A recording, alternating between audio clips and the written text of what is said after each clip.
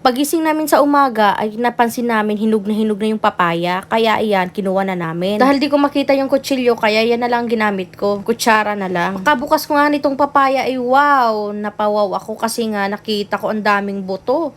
Marami naman akong itatanim ulit. Naalala ko nga noon, ang dami ng papaya namin. Nung nagbagyong tisoy lang ay nawala lahat. Natumba lahat, sayang nga eh. At ayan na lang na natira, hindi ko naman yan tinanim, basta tumubo na lang. Super nga ang tamis kasi super hinog na, ang sarap talaga, super, para na siyang sugar. At yung anak ko naman nagustuhan, kaya sinubuan ko na, pati yung asawa ko sinubuan ko na rin. Super sarap daw, ang tamis. Yan na pala ang inalmusal namin, hindi na kami nag-almusal ng iba. At super nabusog talaga kami. Nakakatuwa naman talaga pag may tanim, libre na, healthy pa. At fresh na fresh pa. Pagkatapos nga namin mag-almusal ng papaya, ako naman ay nagtanim ng kakao. Dahil nga yung pinatubo ko na kakao, tumubo na yung sa damit. Kung nilagay, pero lahat tumubo. Nakaka-enjoy nga talaga magtanim. Kahit kasi matagal pa yung produkto, okay lang naman. Ang mahalaga, may naambag ako sa mundo. Napakasaya nga talaga magtanim, nalibang ka na, nag-enjoy ka pa. At makikita mo na lumalaki. Isa pa ito sa nakakapagpasaya sa akin. Para sa akin, malaking achievement na to kapag yung tanim ko tumubo at lumaki. Pagkatapos ko magtanim, inisikaso ko na muna yung anak ko kasi papasok siya sa school ngayon. Pinakain ko na muna, pinaliguan at binihisan. At ayan na nga,